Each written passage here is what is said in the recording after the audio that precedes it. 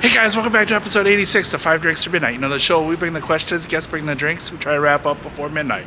Today we're headed uptown to go to LB33 to talk to Carolyn Gil, cocktail enthusiast, brand ambassador, badass bartender. But before we do, like and subscribe, do it, the bells, the whistles, everything. Let's get started.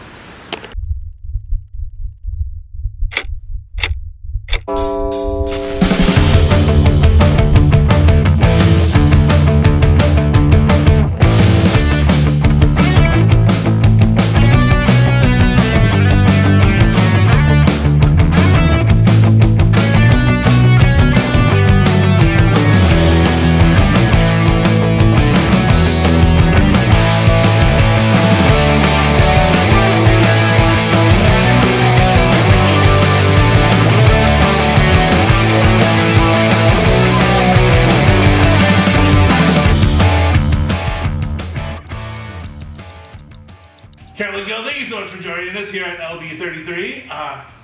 Thanks for joining us at 5 Drinks to Midnight. How you doing? I'm doing all right. Excellent. Yeah. Thanks for joining us. This has been in the making, so I'm excited to drink with you today. Yeah, it's been a while. I guess our first question, what are we drinking first? I wanted to go for my personal favorite, rum. Also my dad's personal favorite, as a tribute as being the person that got the entire Gil family into this business. So some Ron Zacapa, 23-year-old. Very nice, very subtle, but like excellent deliciousness. Cheers. Cheers.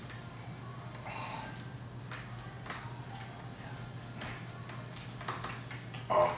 Yeah. That's. You could chug that. I could, but I won't. But yeah, that's fucking glorious. You've never had this before? Maybe. I know you always drink whiskey, so. Yeah, I mean, I'm sure, but oh, that's just really, really nice. So can't go wrong with that. Yeah. All right. So question one. Yes. Always an origin story, but your origin story is a little bit different because you've had a better drink education growing up. That by like the age of 13, you were a better bartender than most bartenders here in the city. But I appreciate it, but doubt it. that actually comes from Richie Picado himself. So, how'd you get into bartending? Or better yet, how'd you get into the hospitality industry? So, I really wanted to be a mechanic when I was younger. That's like, I've always liked work that it's not like I don't like office work. I'm more of a like hands-on kind of person. I always would see like what my surroundings were, and my head would be very influenced by that. And one of my uncles in Mexico, he had like his own shop in the street, essentially. He was a mechanic, and I really liked that work. It was just like get down and dirty, you work on cars, and I love cars. So it was always like a thing I wanted to do, but my mom was kind of like, well, you should think about something different. I bet she regrets that now.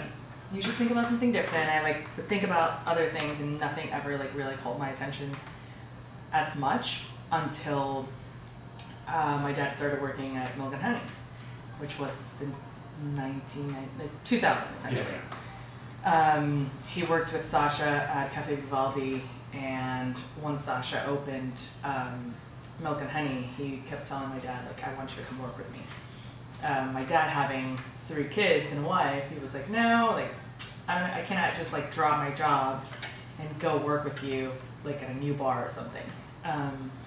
So he waited for a bit, finally went to visit him, and he liked it. He was like, okay, I'm gonna work with you. They started working together. For like a year, my dad was working both jobs, Cafe Vivaldi and Milk and Honey. So we wouldn't really see my dad. My dad was, whenever we were heading to school, he would be asleep. And whenever he would come home from Milk and Honey, which was at like 3, 4 in the morning, we were asleep. Right. So there was always like that thing, but we're thankful for it. So fast forward a couple of years, Sasha needed a porter for Milk and Honey, and that's when my mom came into the picture. My mom took over portering, and a few years later, he opened Little Branch back in the days. When he opened Little Branch, he told my dad, "You're coming with me, and I want you to work at Little Ranch." My dad was like, "You're crazy. You can take my wife. She can be the porter there. I'll get you a bar back."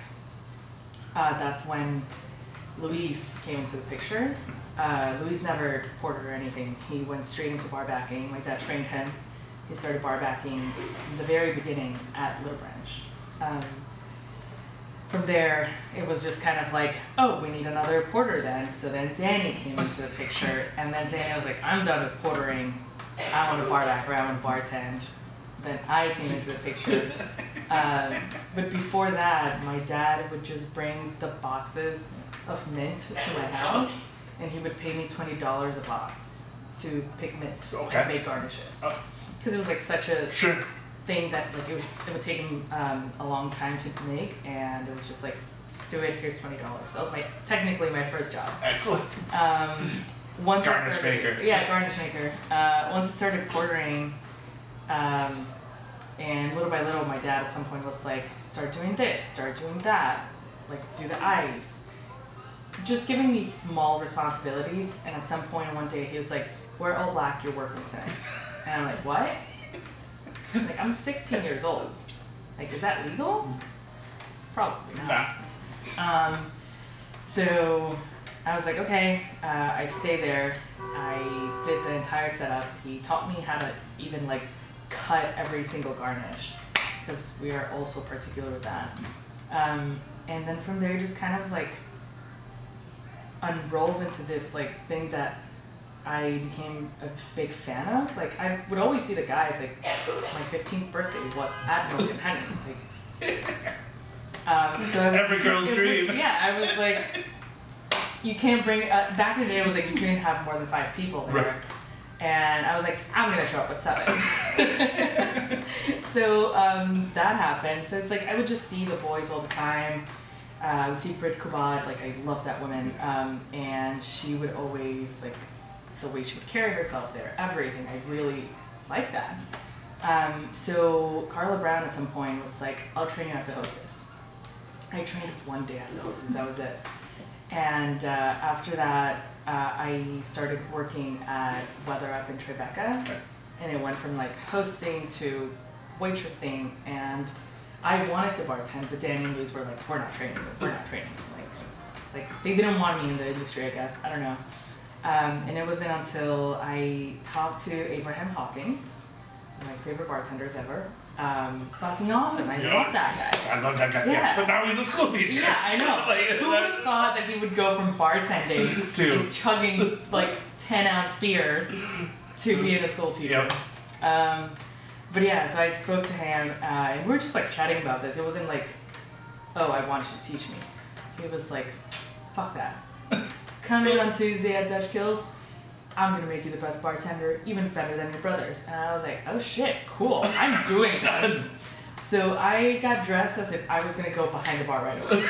I had no idea what I was doing. And he sat me down in front of him, and every single cocktail he was making, he was explaining every single step, why he was doing it, everything. And I probably had like 2 cocktails. I was like 18, 19 by then. And then he would just throw me in a cab and be like, go on. Fight free, little bird. So I did that for like, probably like 2 months. Okay. And then one day, I wasn't expecting to go behind the bar that day. So I show up, I'm like, I'm hanging out at Dutch Kills. Like, I need to look appropriate. Right. So I show up in 5-inch heels, dressed up essentially, and I'm like, I'm gonna sit here, I'm gonna hang out. And I'm gonna learn, but I'm gonna hang out. And he puts me behind the bar, and I freaked out. I was like, I essentially got stage fright. Because I'm like, I hate like public speaking and all that. I'm just like, no! My tickets were like 2 drinks for like 10 minutes or some shit like that. It was like crazy. But finally, he was like, okay, just need to chill out. Sat down for a bit. I think I did that 2 more times, and that was it. And then I started taking like a swing shift at Weather Up in Brooklyn. Okay. And just little by little, just kind of like started getting more comfortable. And one day, one thing that like kind of like changed the way I was like doing things and the way I was carrying myself, because I was like still pretty young and a little shy. Danny was my manager at Weather and Rebekah.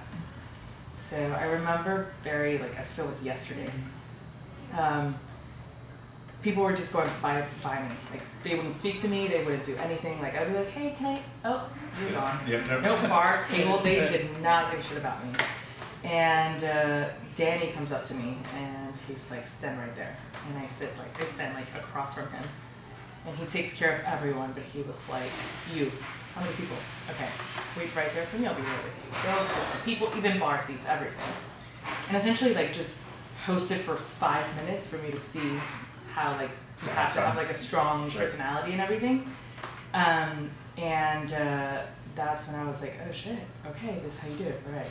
And he was like, one more person goes by you without you sitting them and you're fired. And I was like, okay, I don't want to get fired, especially by my brother. Exactly. So yeah, I need to set my game up. And then from there, like I just started like learning more and more from how to like present myself, how to like act with people, being more stern. Like, because at the end of the day, it is your space, and you have to like create a vibe. So yeah, that's what I started doing, and then a year later, I moved to Austin. And in Austin, it was just like, it was like the second cocktail bar there, or third cocktail bar, Weather Up. So I felt pretty confident about that.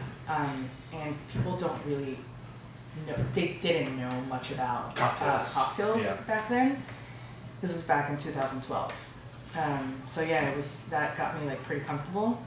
And after that, I was working at Firehouse Hostel and Lounge, which I met most of like my closest friends in Austin.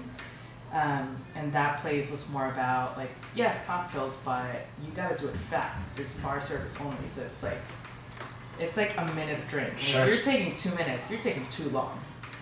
So it was always like more about speed there. So I had that place going for me for speed and like being able to manage all this stuff as fast as possible. And then Weather Up, it was like knowledge on cocktails and the cocktail history. Just like from there, just had to become a whole thing. I left Austin and I just started traveling. And, that's awesome. That's how I got in. That's awesome. And follow up, you didn't want to be a mechanic, but you wanted to be like a full like F1 Formula One mechanic. Like you wanted to be like one of those high-end mechanics. I feel like that comes from like me liking Formula One now. Okay. I didn't know about Formula One when I wanted to be a mechanic. Okay. I would have probably pursued being a mechanic if I would have known about Formula One. Okay. All I knew was just like NASCAR. Okay. That was it. Okay. And I'm not big into NASCAR. Sure. It's not my thing. But Formula One, I learned about Formula One the first time like back in 2014. Okay. When I was in Austin and the Grand Prix happened. And then from there I was like, I'm obsessed. I want to be here all the time. So that like, from there I'm like, if I would have become a mechanic, this is the kind of mechanic I would want to be. Okay. Not a driver. Never. Not for me. All right. I want to be the mechanic. Gotcha. I want to be the person changing the tires. Gotcha. Yeah. Okay. That's me. That's awesome. Well, I think that's, again, one hell of an origin story, and I think that's fucking awesome. So cheers. Cheers. Drink 2, question 2. Let's do it. What are we drinking? Tony Stark's. You know, the question I get asked most often is, Tony, how do you go to the bathroom in a suit? Just like that. Favorite Marvel character is Iron Man. So when one of my friends from Austin told me to make a drink, like a Marvel inspired cocktail, I started thinking of like, my favorite is Iron Man, like what would I do? Mm-hmm. I just thought of the colors, and I figured like a Gold Rush is like that yellow gold color. I just added some Angostura bitters for the Hot Rot Red and yellow chartreuse to add a little bit more herbal to it. And gold because it's Tony Stark's. Of course. Yeah, so. Awesome. Love it. Cheers.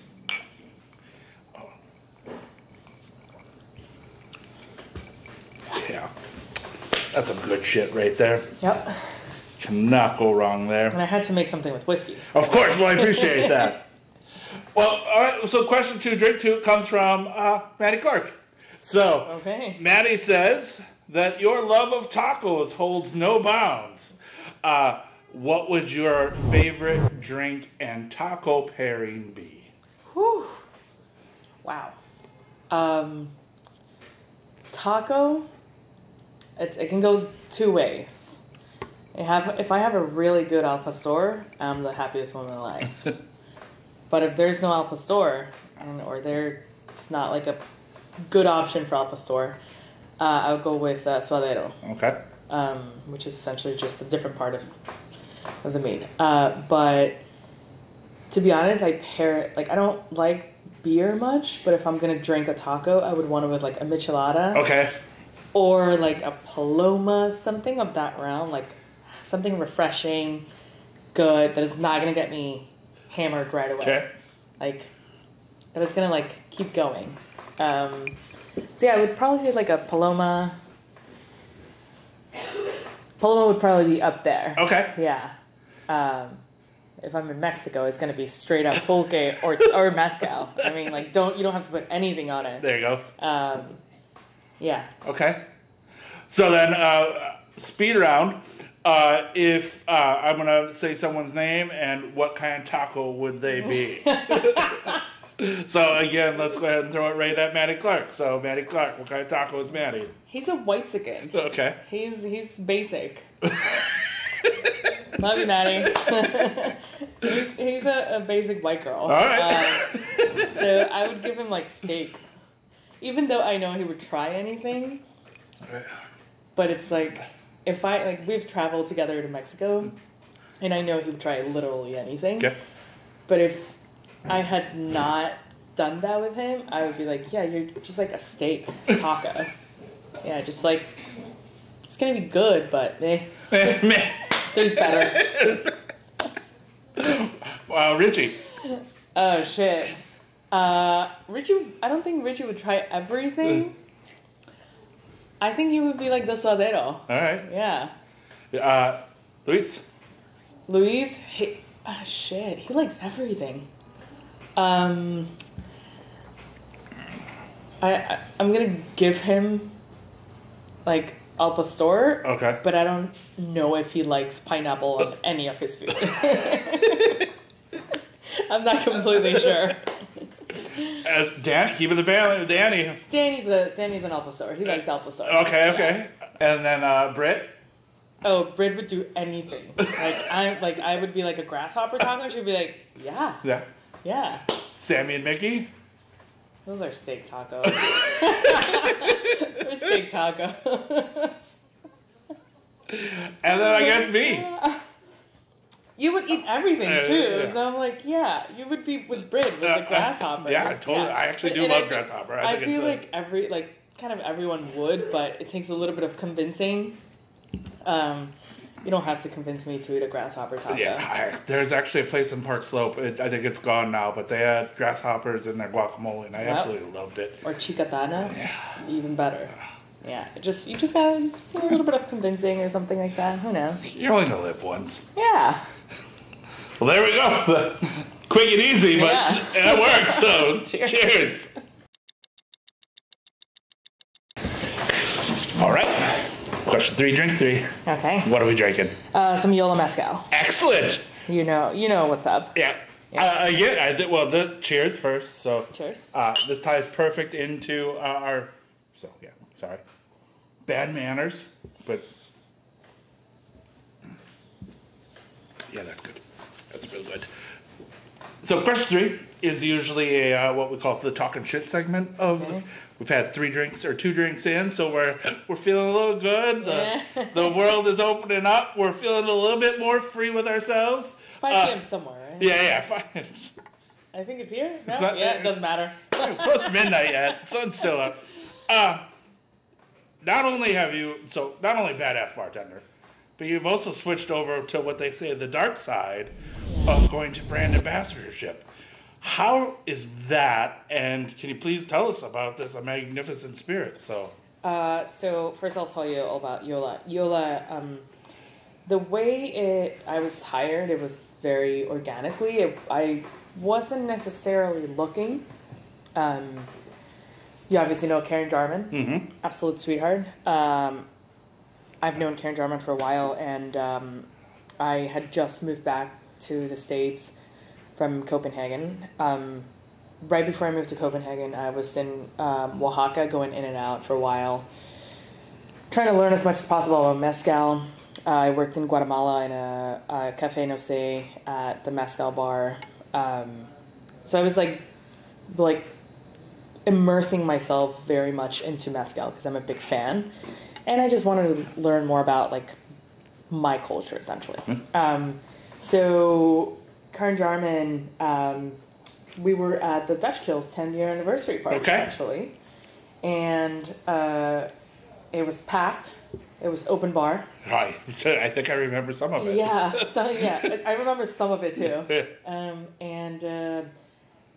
I can't remember who was behind the bar, but I just ordered YOLA Mezcal on the rocks with an orange wedge. And she looked at me and she's like, "You drink YOLA?" And I was like, "Yeah." Like, "Do you not?" And she's like, "I work for them. I like drink YOLA every day." And I was like, "Oh shit, that's right. Like, I forgot about that." We started chatting, and I had been back in the States maybe 2 weeks. So she asked me, like, "What's up? Like, what are you looking into? Like, what do you want to do now? Do you want to bartend? What's the word?" And I was like, "Well, I do want to bartend because I did miss it. But I do want to start, like, thinking about, like, more long-term, not behind the bar ideas and, like, what can I do?" I've always, like, wanted to be an event planner, and that, like, event planning, like, gets my attention a lot. And I really, really enjoy it outside of bartending. And she was like, "Oh, I do event planning all the time." And I was like, "How? Like, what do you mean?" She's like, "Yeah, I'm planning events all the time because, like, I got to be working, I got to do events for YOLA and everything." And I was like, "Oh, that's pretty awesome."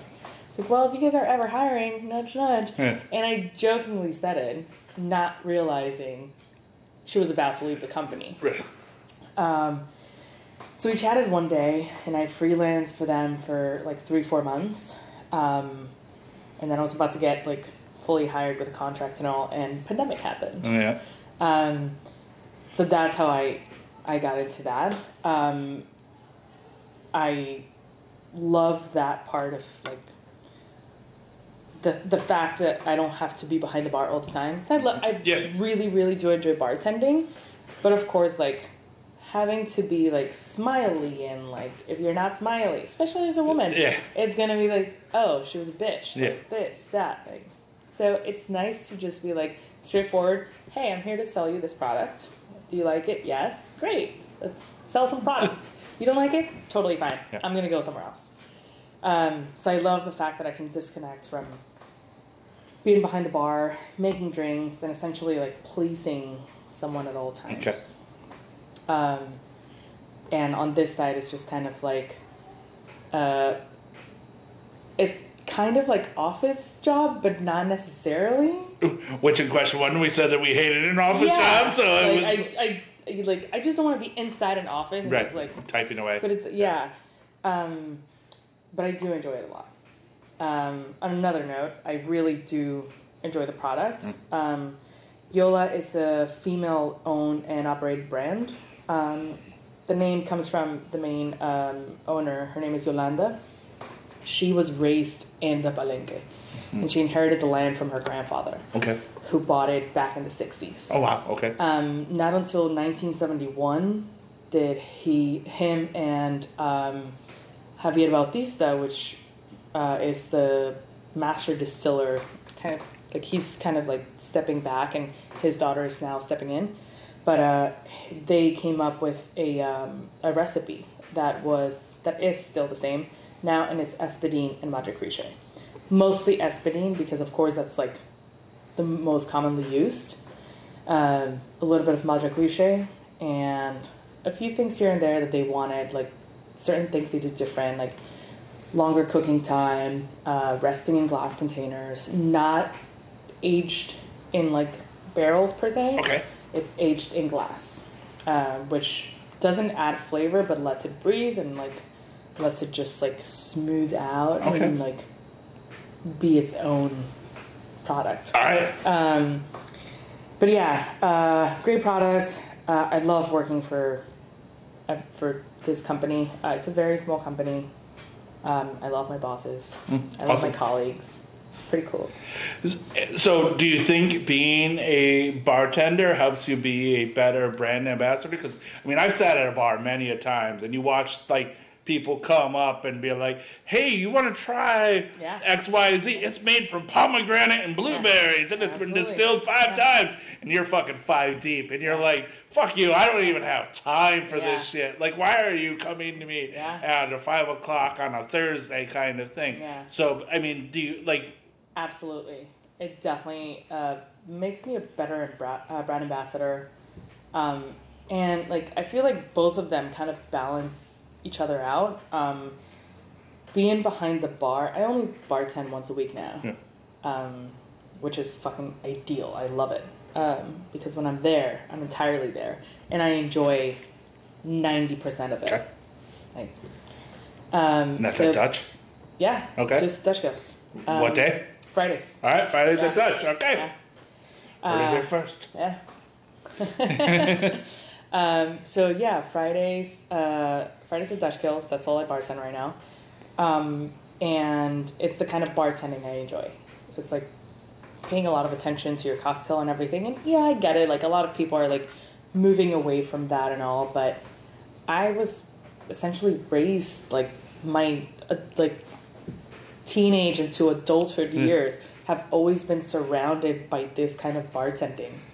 And Sasha was such a I don't know what's called, like a, I don't want to say hero, like no, I looked up to him so much that like that's the kind of bartending I like to work for. Sure.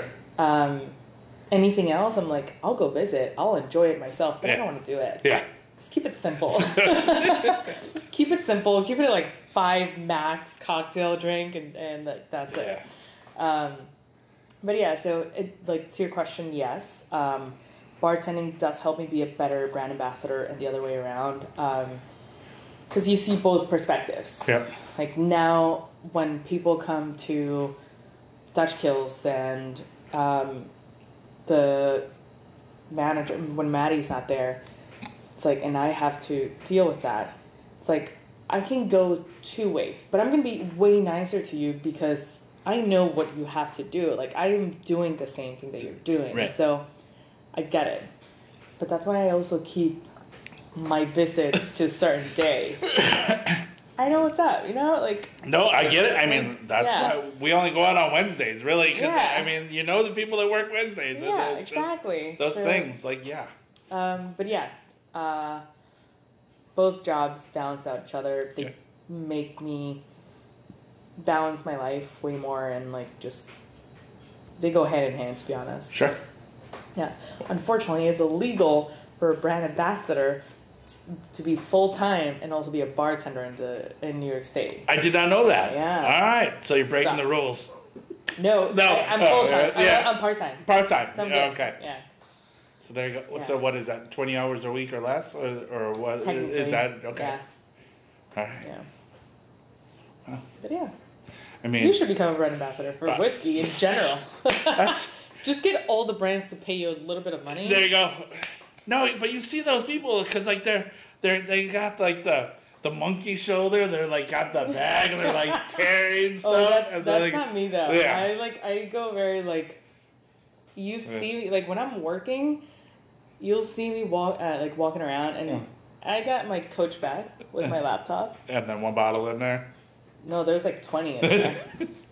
But I know how to hide it. I don't want to be walking around, and the second I walk in, people know that I'm a brand ambassador. No, like I like going like not Smith, but just like I don't want to be in your face. That's not my approach. When I go to a bar and I'm trying to get an account, I'm not just going to go in and ask you for the manager. No, I'm going to sit down. I'm going to have a cocktail. And when I have 2 minutes with you, then I'll start talking. Yeah. and I'll like get an email or something out of it. But I'm not going to just go in and be like, hey, can I get a manager's number, email? Because the first thing the bartender is going to think is like something went wrong. Wrong, yeah. And from there, it's already not feeling Yeah, you already put, you're like, someone is already stressing out. Yeah. Even if you're super nice or anything, doesn't matter. Yeah. Yeah, so someone asks for the manager. Yeah. It's immediately like. So you want to be like polite about it. You want like at the end of the day, if this account picks up your product, you're going to be seeing them very often, hopefully. Yep. So you want to like start on the right foot. Yep, I get it. Yeah. Awesome. Well, again, this is amazing. So cheers. All right. Question 4, drink 4. What are we drinking? Chin apple. Oh. Are you familiar with this? No. Good. Again, our relationship goes back years. I mean, again, I just sit at my table, you bring me drinks, and I love it. We shut up and we drink it and we like it. So, like, that's the best thing in the world. When I started drinking with my brothers, because it didn't start right away, like me bartending or anything like that. It took a while. Like, very late. I think it was when I moved back from Copenhagen that we would do it more socially. And at some point one night we're at Little Branch and hanging out with Danny. I think Oscar was there, and Luis is behind the bar. And Luis just went like, chin apples? And we're like, whatever that is, I want it. I don't know what that is, but give it to me. Just Chinar and Applejack. Okay. That's it. Chin apples. Yeah, chin apples. Love it. Yeah, it's delicious. That's damn good. Also, Chinar is one of my favorite Amaros. Right. If not my favorite, so. All I hear from Luis is always shots. So I wonder if he got tired of chin apples. He's like, you want to do shots? I want chin apples? But all I get. You should just show up at Little Branch at LB one day and just be like, chin apples? Yeah, I should. It's like the hand on the jaw that's like. Well, and now that he's here at LB33, I think we're just gonna have to. The first thing ever is just gonna be like chin apples. He's not gonna get it until he sees this. Fair. All right. So, question 4. We find that your love from New York is rather intense. I mean, again, you keep moving away, you keep coming back. Yeah. This question comes from Lauren. Again, describing your perfect day in New York City from start to finish.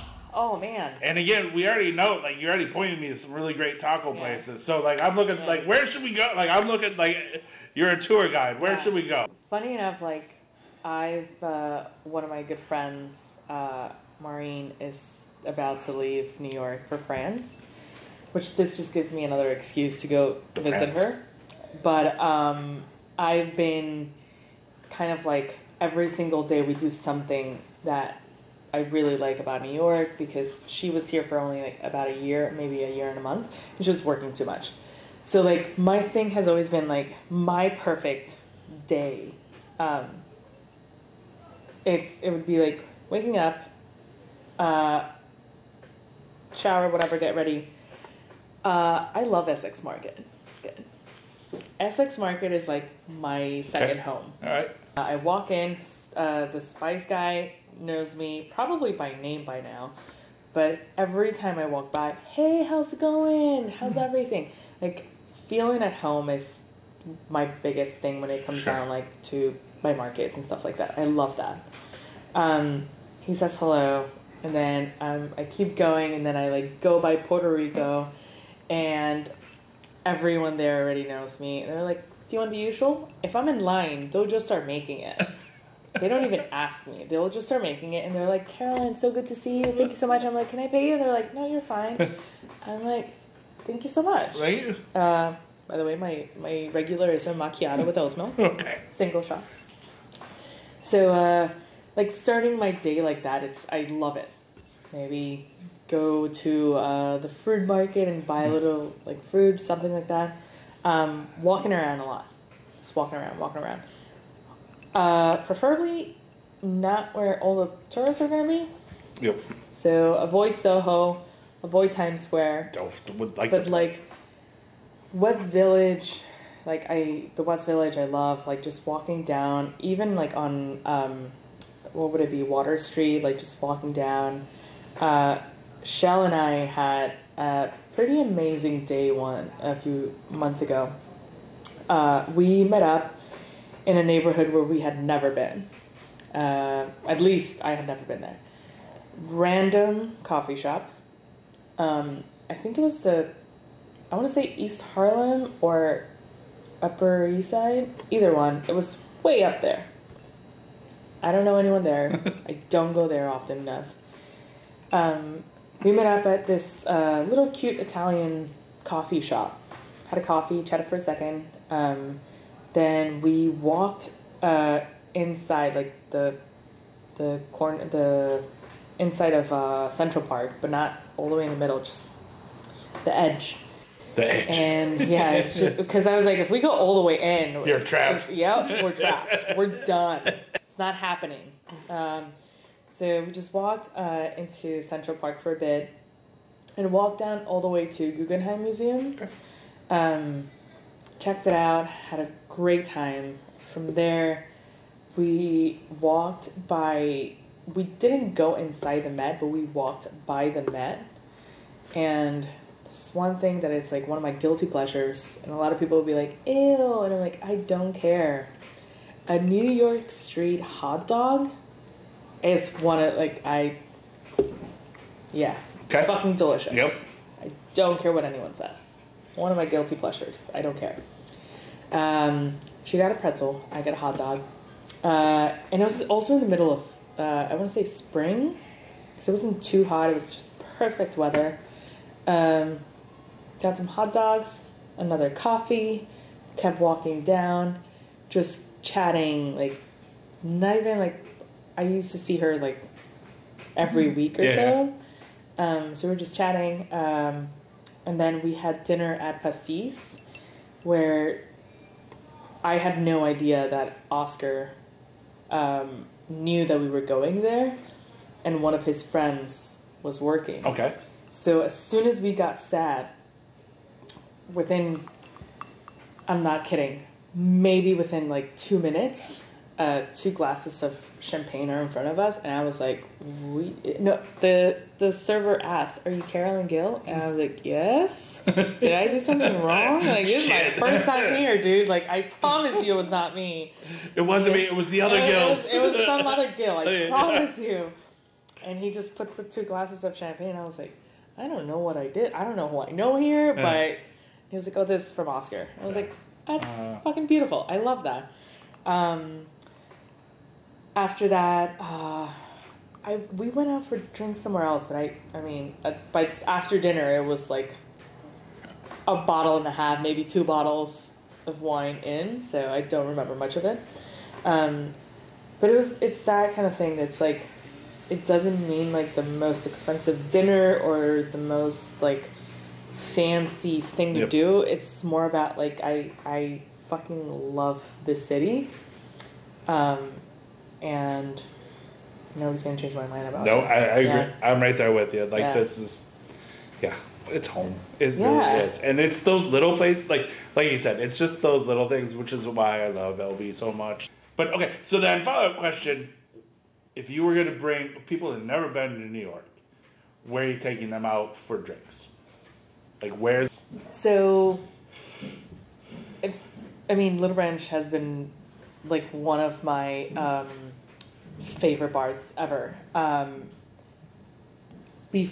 I was working there, I told someone, I kind of wish I had never worked here before and I didn't know anyone, because I crave that feeling of like walking into a place and having an amazing time, and just not because you know someone, but because it's just an awesome space. Yes. And service is great. Yep. I crave that so much. I love that. During the pandemic, I went on a date, and it was when it was, you couldn't be standing at the bar, this or that.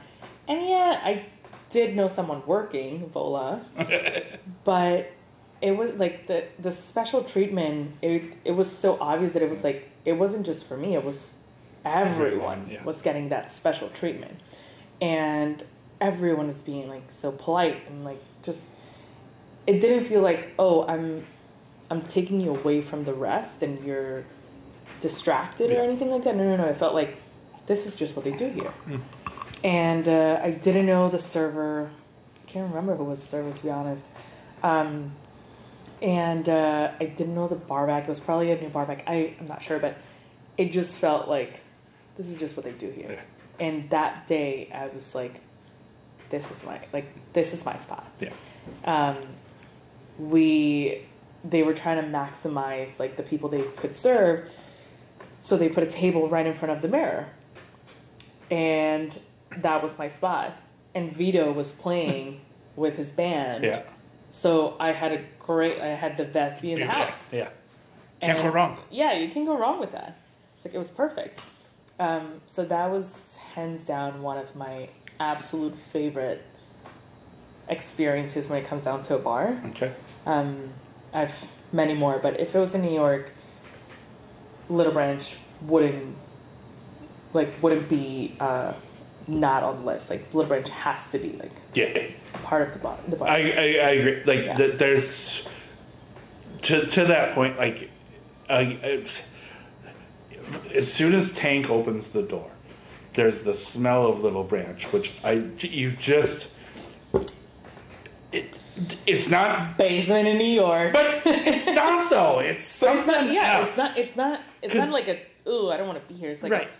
There's home. Exactly. Yeah. But there's something about it because you get that. Yes, your below ground smell, but then like there's the fruit, there's the booze, there's people. Like there's just that energy, and like you walk in and you like that. To me, every time someone comes in, Little Branch is always LB is a place to be. Yeah. And again, it's just you're made to feel welcome. Like that until you're a dick, you are made to feel. Oh yeah, if you're a dick, you're out. Yeah. Like as soon as you there's no room for that shit. Yeah. No. But yeah, it's absolutely amazing. Like that, yes. Little LB is definitely it's always on my top list. Yeah. Like when someone comes and you're it like, also just like embodies like it was Sasha's second bar,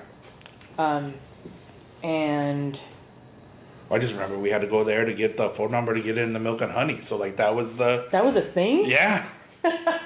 Didn't know that. It took us like 2 weeks ago to get Lucinda to give us the phone number to Milk and Honey. That's so funny. I mean, that thing was changing every month or so. That fucker from Details Magazine posted the number, and it was changing every month or so. I just always remembering having to text and make sure that you use proper grammar, please and thank you. And if you didn't, you wouldn't get the table. But like it was always the thing. Like that was Wow. Yeah, I didn't know. Just text like someone. Yeah. Or my dad would. Yeah. My dad would literally be like, "My daughter is coming in with 2 friends. Put the tab on ice." Yeah. Which meant like don't charge her. Yeah, he'll cover it. Yeah. No, funny enough, that's what I thought. He'll cover it, and then he was like, "No, it's on ice. It's frozen. Yeah. No tab." No tab. I was like, "Oh, okay." Yeah. Well, that was everybody's like, "How do you get away with leaving dick drawings?" And I was like, I don't make the dick drawings. They give them to me.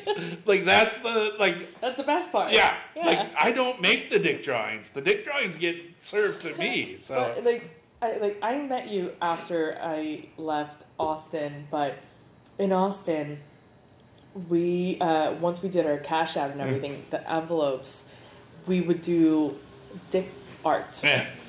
And I call it art because we got pretty creative with those. I'm gonna find a picture of that and I'm gonna send it to you. Because it's had a whole a frame. We had to frame them. Yeah. No, that's like going back. Like everybody was just like, I was like, you can search on Instagram WW Bill and you'll see years of dick art. Like that was.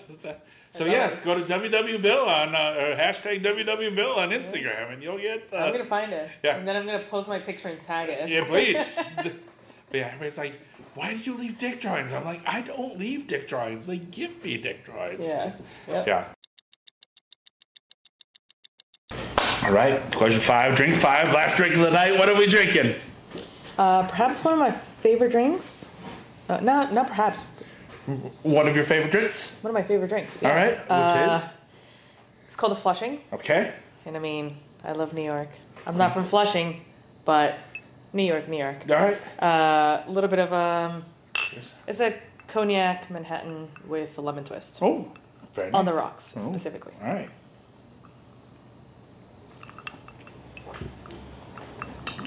Oh, that's fucking good. Yeah. Oh, what's your favorite? Why? Yeah. I love cognac. Okay.